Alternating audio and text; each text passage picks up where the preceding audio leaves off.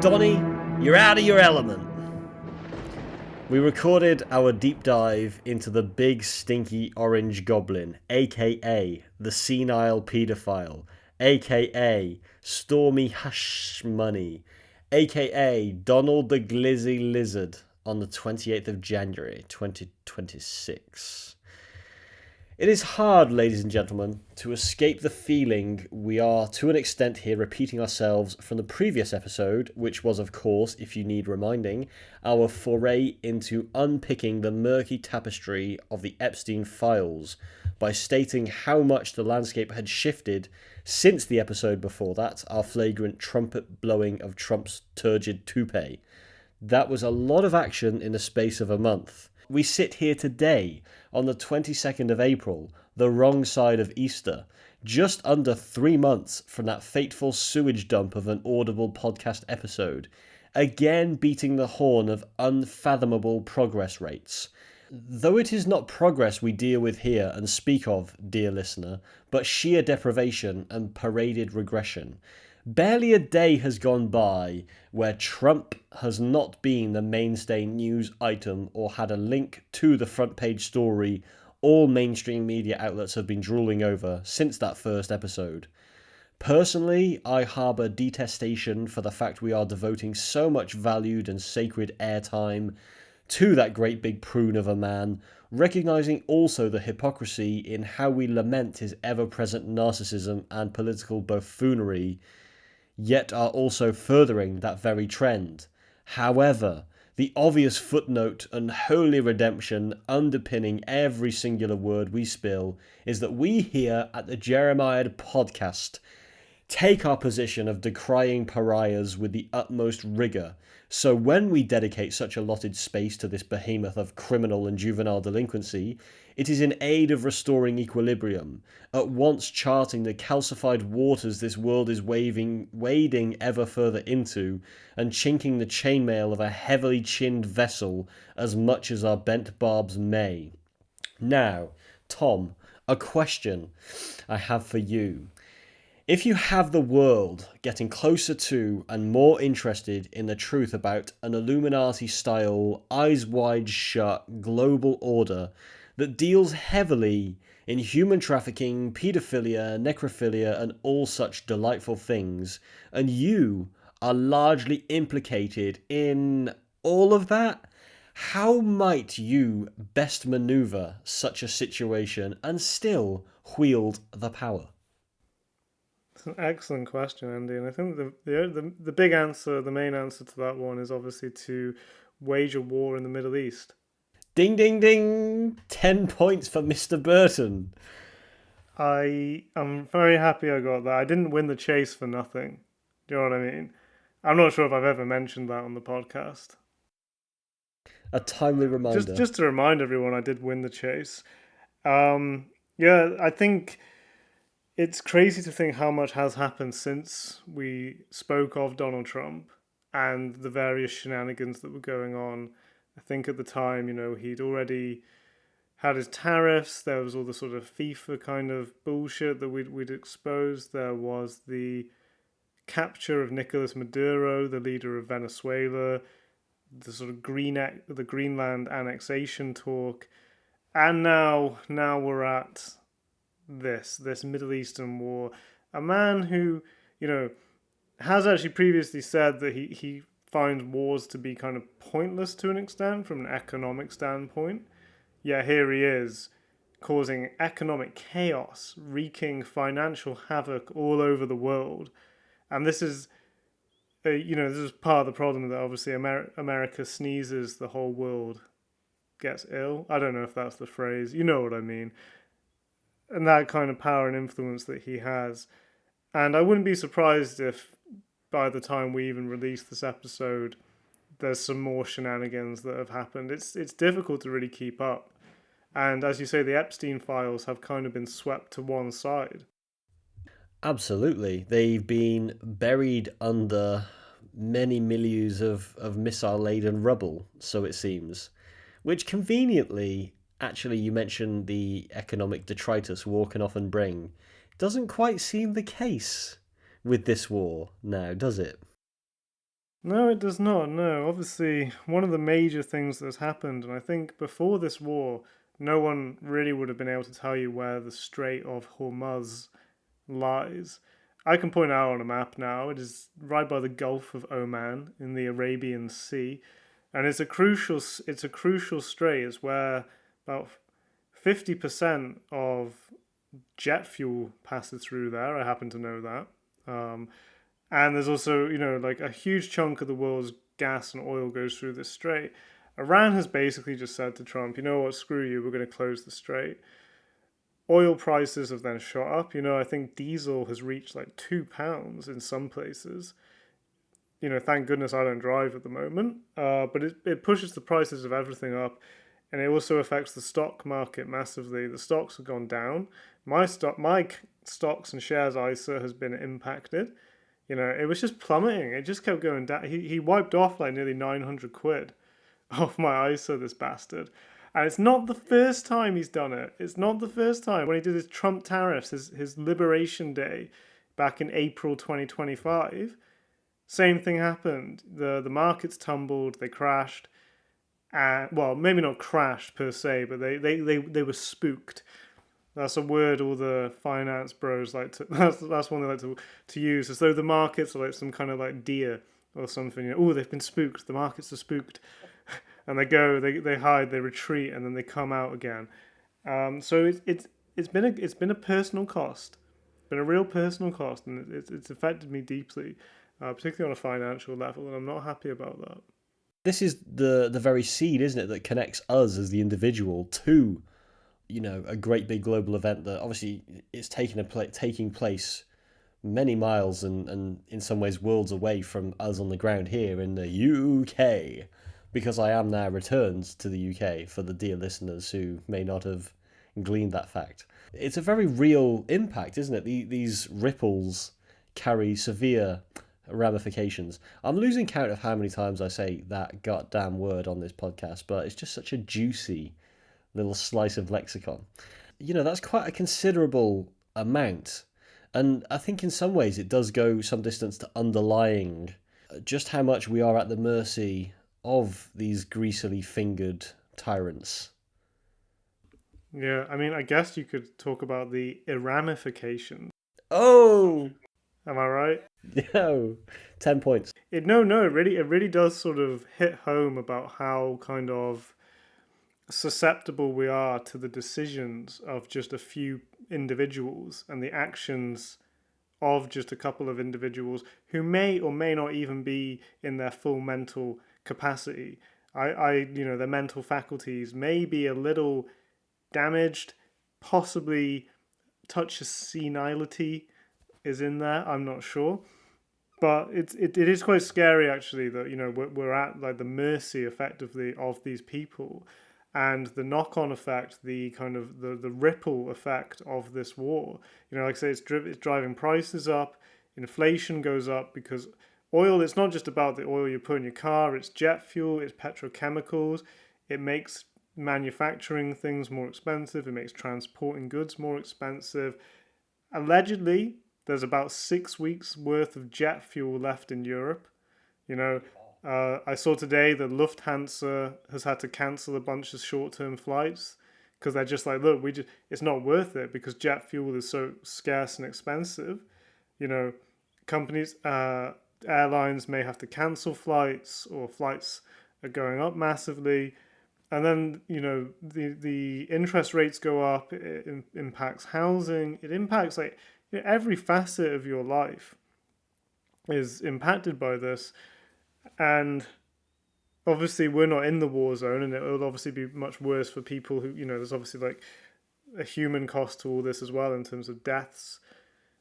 And that's obviously way worse. And, so it's sort of like, I don't, maybe a slight sort of first world problem vibe to it, but you can still be quite dissatisfied with it. And I think what's interesting about all of this is that we had a similar thing, obviously, in the early 2000s when the US invaded Iraq after, obviously, 9/11. I mean, there was the Gulf War in the 90s as well, so it wasn't totally new. But they invaded Iraq, and this was at a time of the early 2000s were a time of general prosperity for the West. I think, we were doing all right in the UK. This was pre 2008, pre the crash, and people were kind of all for it.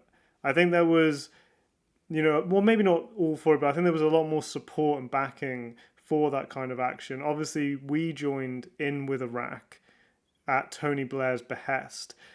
And there were obviously protests. Lots of people say we shouldn't have joined. And actually, obviously, we did join based on false information. But now I just don't think there is that appetite for a war in the Middle East. I mean, has no one learned? Like, the Middle East is it's a fruitless place for a military operation. Nothing good ever comes from it. And I think Americans and other people, they're just sick of it. It's just like, they're more concerned with the cost of living. They're more concerned with paying their rent. They're concerned about climate change. They're not concerned about this Iranian regime, and as bad as it may be, they probably just don't really care. And say what you want about Keir Starmer, and we at the podcast here would not hesitate to bash him and criticize him because he deserves it. But you know what? Him just being like, nah, we're not getting involved. I respect that. And I think it's quite funny how all of like the West and all of like NATO have just been like, nah, we're good.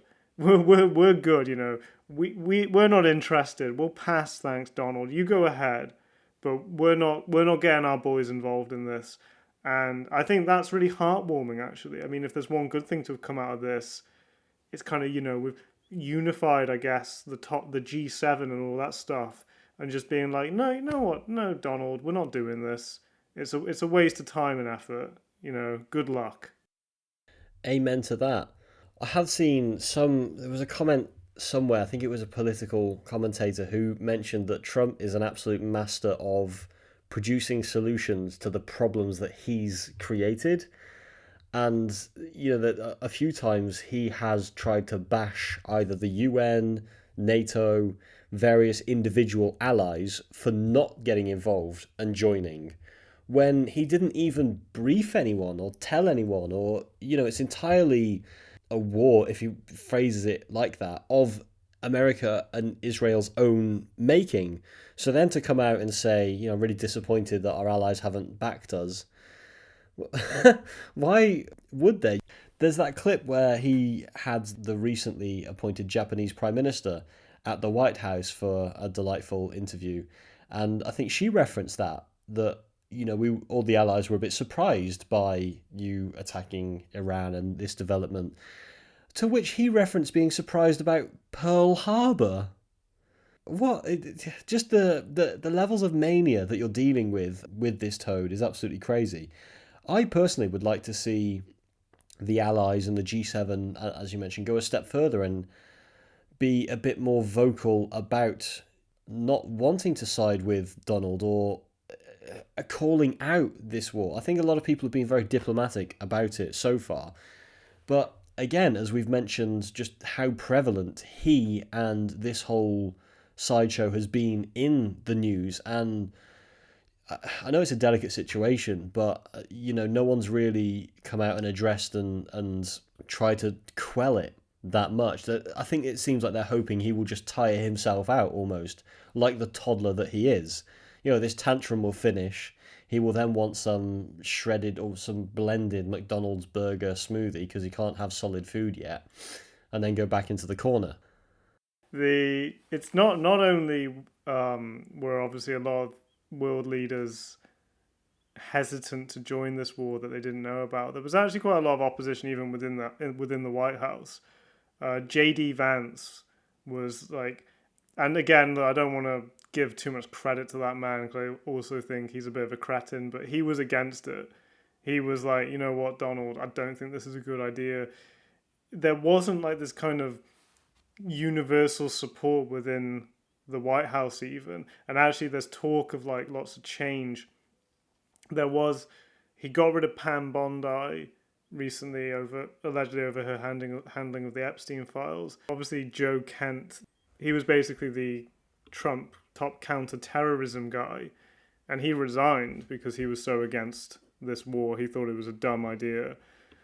In terms of world leaders, I guess Emmanuel Macron kind of called Trump out a bit. He did say, he was the one who was kind of like, maybe he should just shut up, effectively, is what he said. He was like, maybe Trump, you should just stop talking. Maybe just keep your mouth closed. Well, he was talking about being serious, wasn't he? You're dealing with a serious situation. And he's dead right, because it seemed like every day Trump was coming out offering contradictory comments about the war. And, one day he's issuing these great ultimatums and massive threats with just diabolical language. It was very confusing. One day he's saying, for example, we're going to declare victory very soon. The next day he's talking about Tehran wants a deal very badly. The next day it's about reading them the Riot Act. So it's very hard to actually know where the truth lies in any of this. And it amounts to a sort of complete news cycle domination that on a personal scale has just been so hard to actually keep up with and taxing to keep up with. And again, relating to the smokescreen that is exactly the point. You just flood the news so much with, in the context of a war, if he has a press conference and doesn't really say anything, it's still going to be reported on everywhere. It's still breaking news. It still demands that seat at the table. And mainstream media, naturally, they present every development. The business of news is to be current, as you well know. They obviously then want to bring in experts to analyse and interpret each new statement, which just further and further dilutes and fragments the narrative and burying the bigger picture in the minutiae, and of course moving us so much further from Jeffrey and co. Well, exactly. You create this like web of confusion with no center, with no connecting threads, or the threads are so tangled you can't see where they lead. And it's sort of being, Trump is like this spider, this sort of maniacal, reckless spider that just keeps weaving all these different webs. And you're right, it just becomes almost impossible to keep on top of it. It's like he's, you can't really pinpoint what he's doing or what he's thinking. And that becomes so difficult. And I think the way he's conducting himself, I don't know if it's kind of genius or if he's actually just that sort of unhinged and demented that it comes across as so, is there a method to this all, or is he just randomly spewing this stuff out? I think there is, to a degree. I think it is measured and calculated, but it also weirdly seems very impulsive. And and it's just so confusing. It's like, is he doing is it the ultimate deception? Is he kind of like double bluffing? Is he triple bluffing? Is he quadruple bluffing? We just don't know. Or is he actually just a fucking idiot? But then we're trying to overanalyze it. And this is exactly what he wants. And that's the art of the deal, isn't it? This is you mentioned that exact thing on the last Trump episode about frame the binary. Is he a genius? Is he just a sheer idiot? At one point, he'd mentioned, I think it was like the 21st of March, given the timeline, he'd stated that Iran had 48 hours to open the strait, or the US were going to target power plants and crucial infrastructure very hard. As you alluded to earlier, the markets, they be spooketh, dog. Them shook. They ain't no halfway crooks. The 23rd of March, just before that deadline, where relatively little had been said, he actually just let that period, that 48 hours, almost play out. And people are very tetchy. It was squeaky bum time, or twitchy ass time, as Mr. Van Gaal would quote it. And not too long before the expiration of that deadline and the supposed raining of hell, he reneged and extended the timeline to 5 days, claiming there had been positive talks between the US and Iran, again, in line with the flippity flop. And about 15 minutes before that announcement extending the deadline, a spate of unidentified traders placed bets worth about $580 million on crude oil contracts, which then obviously rose significantly in value following this announcement and the market knee-jerking back and the price of oil steadying. It's clear inside trading. And again, I'm sure we mentioned this on the last episode. It's not the first time this has happened. And it's on such an insane scale.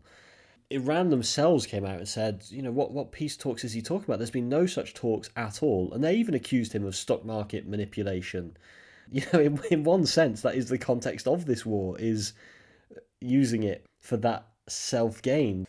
You know what though? That is commitment to the bit, isn't it? That is commitment to making your dollars. You're making your bros some money. I'm actually going to just invade a country, bomb the shit out of them, so that all the boys can make a bit of extra cash. Respect the grind, Andy. Respect the grind. Okay, he's married to the money. Yeah, the thing is about that, Tom, I'm unemployed as hell, son. Yeah, son. I don't respect no grind. The only grinds I respect are skateboard. Okay. No, the whole insider trading thing is very interesting, and I definitely think there's a massive element to it. I was another sort of interesting one. There's been a few instances. I've got a couple here. So, this was on the 9th of March, that less than an hour before Trump announced that the quote war is pretty much over, oil bets surged. 23rd of March, the exact same thing happened again. He was like, yeah, the war's nearly... I mean, it's not over. It's more than a month later now, and it's still not over.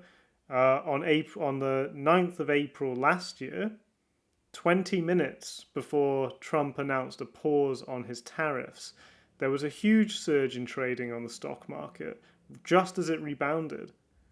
And this one's the most interesting one for me. On the 2nd of January, there's a blockchain platform called Polymarket, and a account called Burdensome Mix bet, which had never had any activity before. It was a brand new account. Someone created this account called Burdensome Mix, and they bet $32,500 on Maduro being captured. The next day, Maduro was seized, and that 32.5 grand became 436 grand. Now, this may just be a coincidence, but Donald Trump Jr. just so happens to be both an investor and sits on the advisory board of Polymarket. Now, I might be putting two and two together and getting 5, but they're pretty sus. And then basically, shortly afterwards, the account then changed its name, and it's never placed any bets since. And the same thing also happened in February. 6 new accounts on Polymarket collectively won about $1.2 million by betting on strikes on Iran. And then 5 out of 6 of those accounts had no further activity. One of them made another 160 grand on the Iran ceasefire on April 7th. So you have this platform, this kind of like blockchain trading platform. I'm not totally sure how all of that side of it works, where random accounts spring up, place big money on these things happening. These things then happen, and then that's it. Then they cease to operate. And Donald Trump Jr. is an investor in this platform, and he's on the advisory board. And I'm almost certain that he will know exactly when his dad is going to do something or announce something. But maybe it's just a coincidence. Maybe it's just coincidence, Andy. I don't know. Far be it for us to accuse of such heinous crimes. I also dare to ponder about Peter Mandelson's involvement in these things. But that's neither here nor there.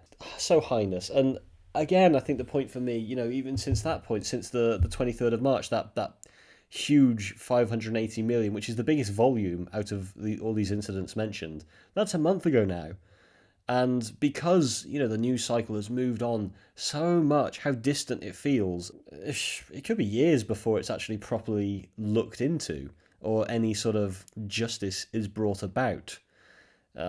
If that's even a tangible prospect in this godforsaken hellhole of a society we find ourselves running around a hamster wheel in anymore. Well, that's part of the problem as well, that it's actually very difficult to prove a lot of this is insider trading. Yeah. And Trump's already facing so many other allegations. I mean, he still has. So obviously he was convicted for all the Stormy Daniels stuff, all the hush money. There's still outstanding cases against him that have basically been postponed for his second presidency. He's been accused of sexual abuse. He has other outstanding cases in different states. So obviously, I think the trial on the Stormy Daniels one was New York, but I think there are other states that want to bring charges or have brought charges against him, but can't actually bring it to trial because he's the president. And then obviously you factor in the Epstein stuff, where his name has cropped up thousands of times, where he has been accused of sexually assaulting people, of being involved in the trafficking side of things. And then you want to add insider trading and market manipulation on top. I mean, the list almost gets too big in terms of being able to actually prosecute this man. No, it's impressive almost. So I think, and the thing is as well, we're just sort of watching this all play out.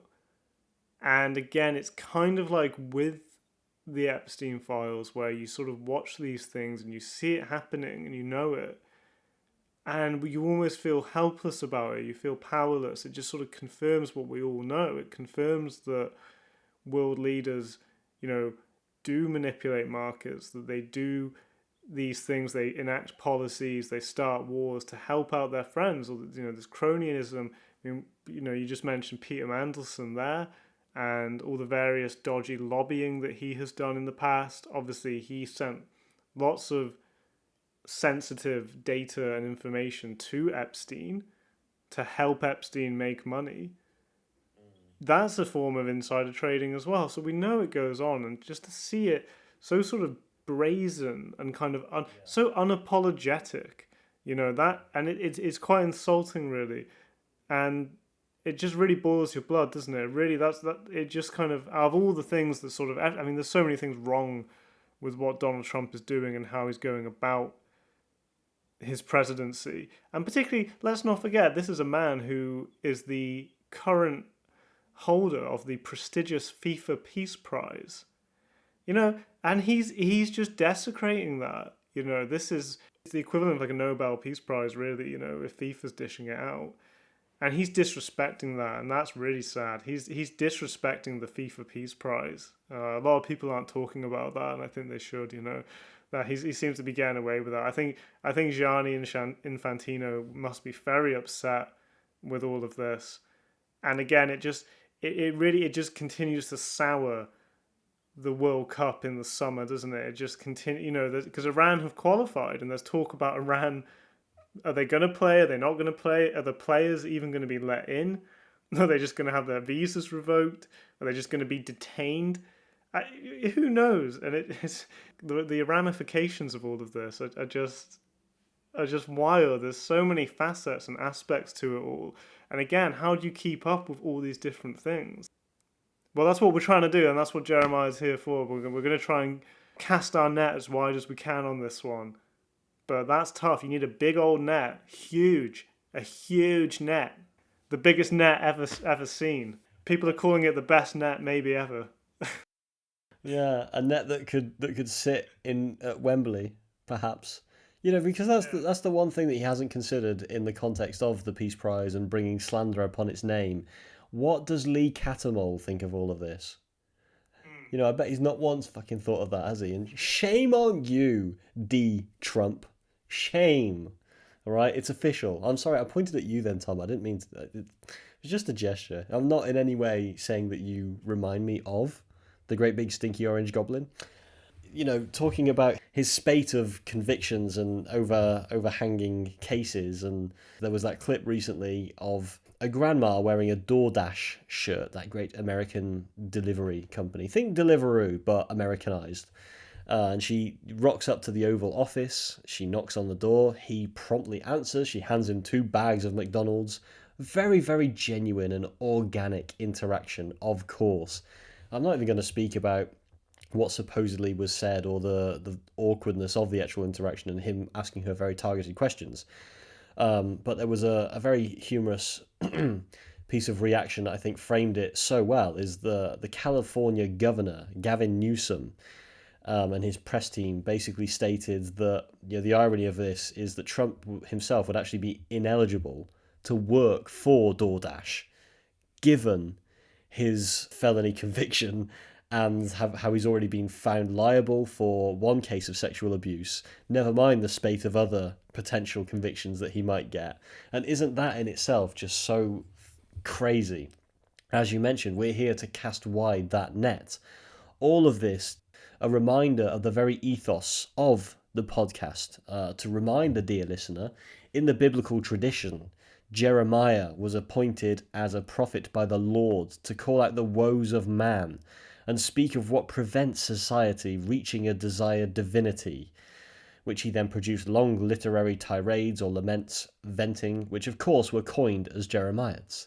What chance do we today, the humble civilians, the foot soldiers, the breathless individuals, just trying to scrape a scrap and make a nice stew and go to bed warm, what chance do we have of existing in this addled modern society, of ever reaching some kind of saintly level, or even just a basic shred of unifying harmony, when figures such as Mr. Art of the Deal are those leading us? I dread to think what old Jeremiah would think, but it can seem sometimes like we're just on kind of unhinged rambles about these certain things that do irk us so much. And these are the reasons, how can society ever truly flourish when these are the contexts that we are operating in?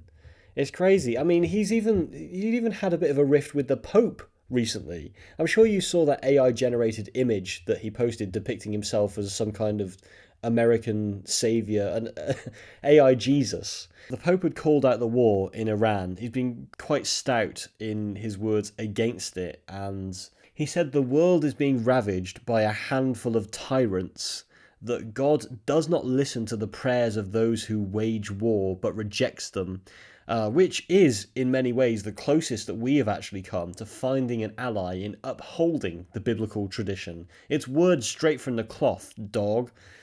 However, the Pope did then, a few days later, state those were not remarks aimed at Trump. It's bad PR. It's really bad PR. Yeah, particularly since he's the first American Pope as well. Yeah. That's such a big deal for America and for American Catholics. And he decides to start beef with him. I mean, it's funny what you mentioned there about the old DoorDash thing and the grandma showing up. I doubt even if he didn't have a felony conviction that he'd get a job there, because I really doubt his mental faculties are up to scratch anyway. He'd probably get lost. Imagine him trying to deliver your food. And the funny thing is as well, he was getting McDonald's delivered. I don't know if you've heard the rumours about his diet. Apparently he has just like an absolutely atrocious diet and eats pretty much like McDonald's like every day. There's actually a really funny quote from Robert F. Kennedy on Trump's diet, and he said, "I don't know how he's alive, but he is." Like, the man is almost like defying like medical science at the moment. He just doesn't eat any like fresh fruit and vegetables or anything, and he's still, because he's like 79, he's getting on a bit. And there have been some interesting questions raised about his mental faculties and about whether or not he is suffering from old age, being a bit senile, or whether he does actually have some kind of like degenerative like disease like dementia or Alzheimer's. Interestingly, Trump's father had Alzheimer's or dementia. I think Alzheimer's is a form of dementia. I don't know which one he had specifically, but Trump's father had it, his mother possibly had it, so it could be a genetic thing as well. Apparently, he's got a lot of classic symptoms, he rambles on, he doesn't make any sense, he contradicts himself all the time. Apparently, he's got quite a short temper, so it's a well-known symptom of dementia, being sort of quite snappy, quite irritable, because your memory's not quite there, so you get a bit agitated, naturally. He's displaying all these signs. That there are some rumors that he frequently poos his pants in the White House. No, that's not verified, but that's a swirl online. That one. That's a stain. This is yeah, the Brown House as it is now because he keeps pooping himself. I genuinely do think like his mental faculties are going a bit like, and it's quite ironic considering that old Sleepy Joe stepped aside from running again because he was considered too old, that he didn't really know what he'd be doing. He was getting a bit senile. It's a bit geriatric. You can imagine him also just being so suspicious of someone trying to give him a banana or a parsnip, for example. I don't trust this. Where is this grown? I don't trust food that comes out of the ground. Thank you very much. I like my burgers with plastic. Thank you very much. Maybe McDonald's is the only trusted institution. I bet he owns shares in that bastard, and that's why it's a good photo op every time, isn't it? Yeah, and I mean, I'll read you if you like a post from his Truth Social. Oh God! And you let me know if this sounds like the words of a man who is sane or not.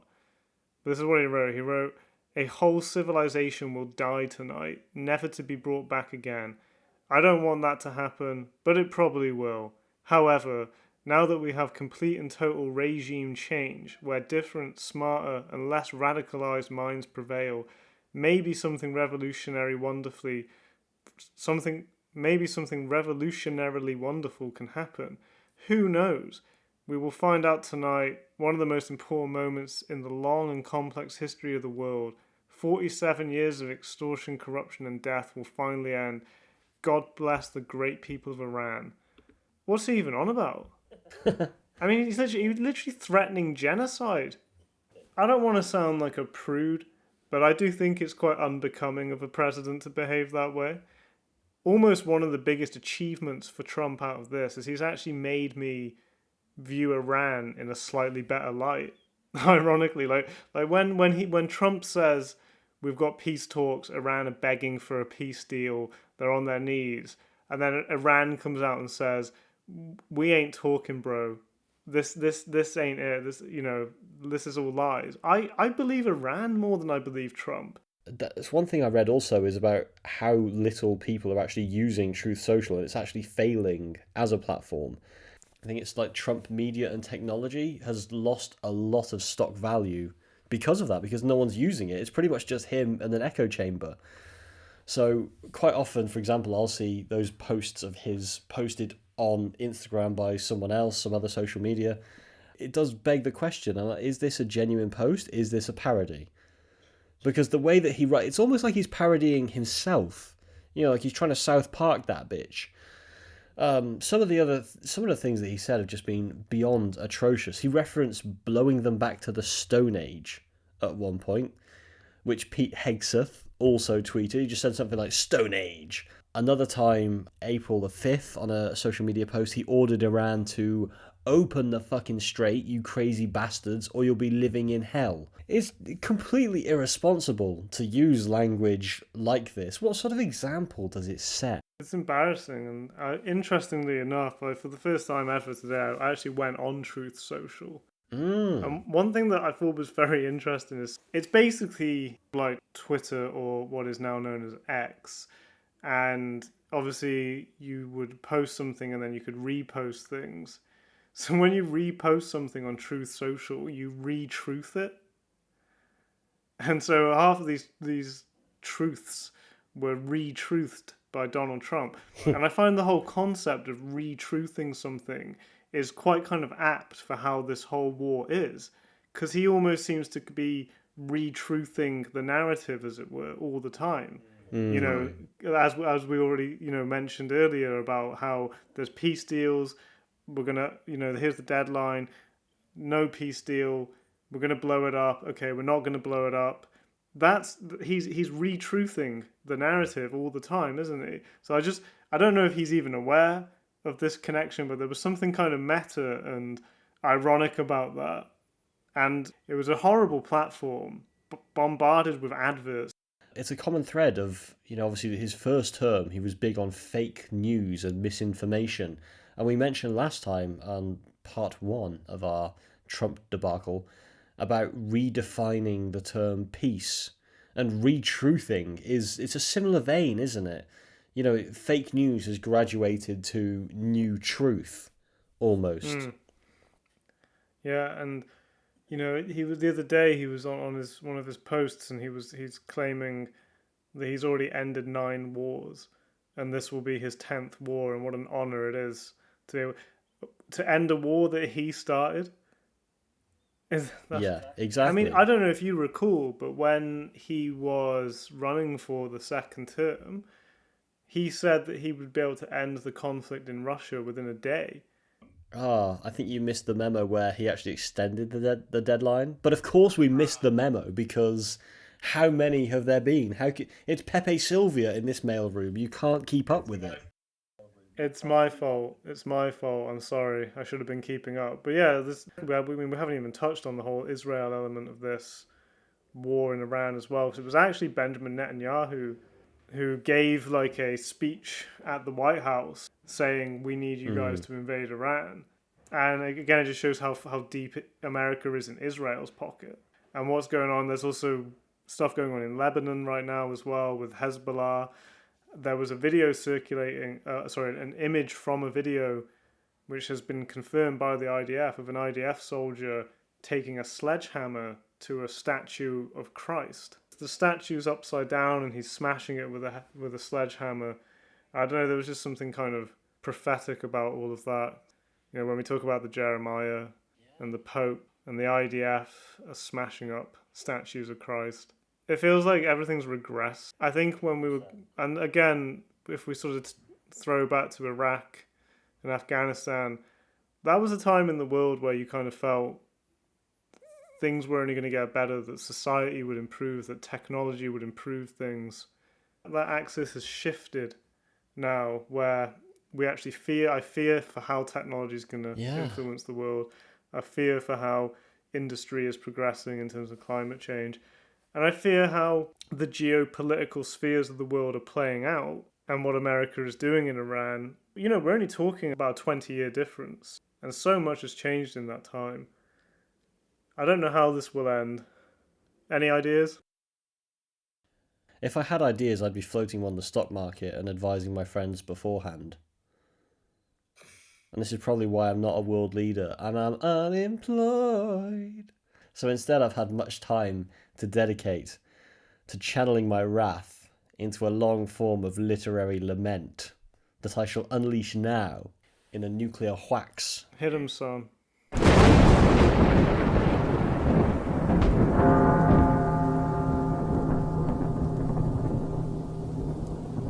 Blubber blubber blurts that wax-laden chin, greased in mechanical sin, with a well-oiled crude smile advising profit tips that make a wallet heart sing. Bling bling, the blockades are in, big Don's too quick for think.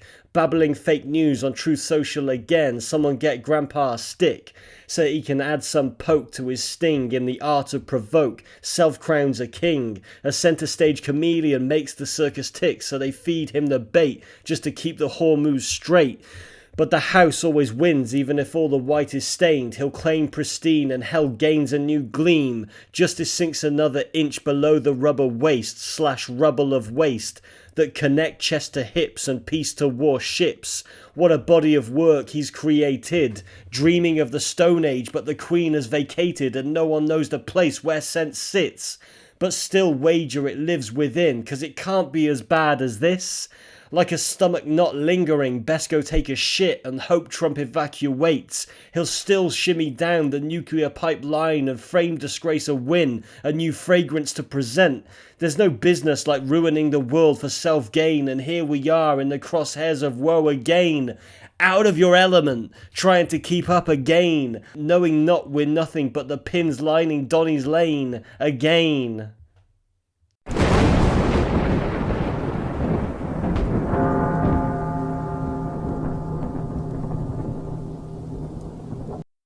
I really appreciated the Big Lebowski reference. We started it that way, we end it that way. Well, the film is set, I think, around 91, around the Gulf War, actually. Because there is that scene with Saddam Hussein in the bowling alley, isn't there? In the dream sequence. And it is where George Bush is like, this aggression will not stand. This aggression will not stand, man. You know, Exactly. fucking A. Yeah.